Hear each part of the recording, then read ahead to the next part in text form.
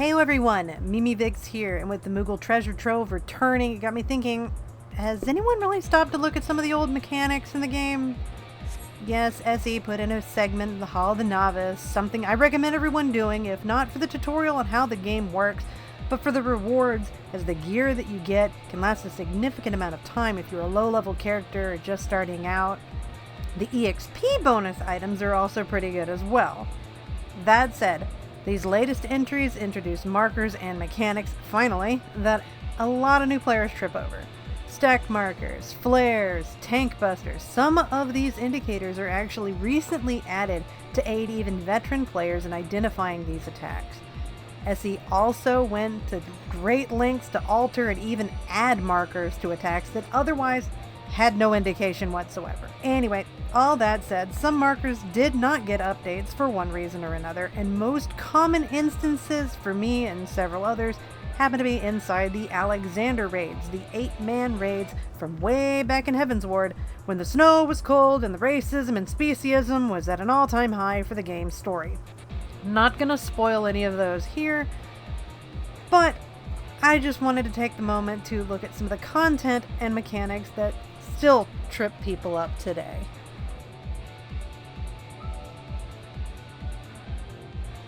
Starting off, the encounters will be Blaster, the first of 4 bosses, and is amusingly not particularly puzzling or troublesome, but here we are. Blaster will drop some proximity mines on the floor that, if ran into, will inflict Paralyze. These will blow up on their own without incident. The issue comes from Mirage, where he targets players and then drops a clone of itself on top of them. These clones will turn to face a random direction and dash across the room, knocking back and dealing damage to anyone they hit. This tends to cause a bit of chaos as you can get knocked into a mine, which is not fun. It's just not fun. Brawler is up next, and this boss has got me accused of PvP more than once. First, we have Magic Mark, which afflicts magic vulnerability up to the target, which was originally a tank swap indicator. Brawler will follow this attack up with its gimmick by transforming its arms into weapons randomly. For me, it started with Rocket Drill, which will randomly target a player before being fired in a line, so players need to spread out in a way as to not clip people. If Brawler has a single cannon on its arm, this is the Tank Buster. That will be a line AoE, so try to make sure you are not standing with the group.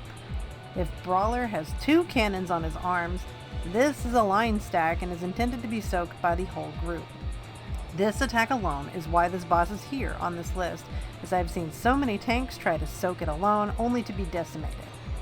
This attack returns in another raid, and the trick is to remember to line up with the party, typically in the center of the room. Boss 3 on the list is Swindler, and this boss has a few weird mechanics. The first being Height, where you are given a status of high or low arithmetics, and the floor tiles change height. Stand opposite what the status you gained says in order to avoid taking damage and gaining a vuln stat. After a raid wide, the boss will use Enumeration, which is a stacked marker that is cleared by counting. The number of orbs rotating indicates the number of players needed, including the person with the marker. So for me, I needed one more person, but because I am solo, I fail gaining a vuln stat. To be fair, outside of these raids, I don't recall seeing this marker used again, but with the frequency of times Alexander has been in the roulettes, I thought it would be a nice mention, especially if you're interested in getting blue spells, as one of the blue mage spells is connected to the Alexander 8-man raids. Boss number 4 is Vortexer.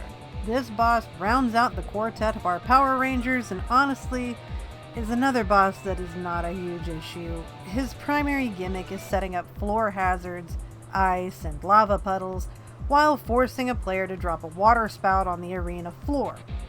This does need to be hit with ice in order to freeze it, which will create a safe zone for you to hide behind. For Ultra Flash, which more than once has killed players for getting a little too greedy. Otherwise, this boss does not have much to offer.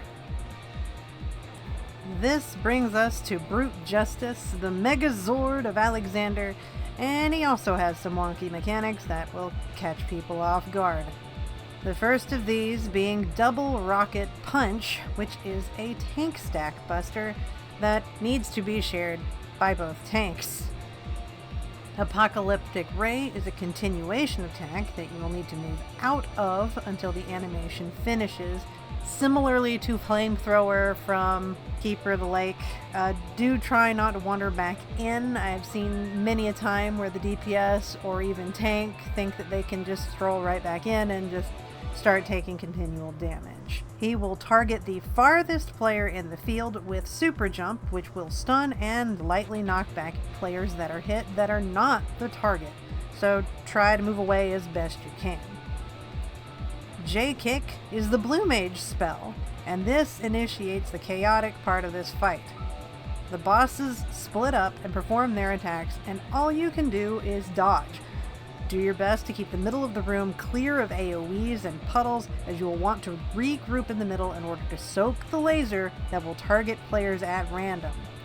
High and low arithmetics will start with height, as well as a Mega Beam, which will target a random player in the room that you will have to dodge while also resolving the height mechanic. Granted, nowadays a lot of the damage can be healed through, but some of these attacks still one-shot or will set you up to be killed by a follow-up if you're unlucky. And with that, I think we can stop on this tiny chapter of odd mechanics that trip people up.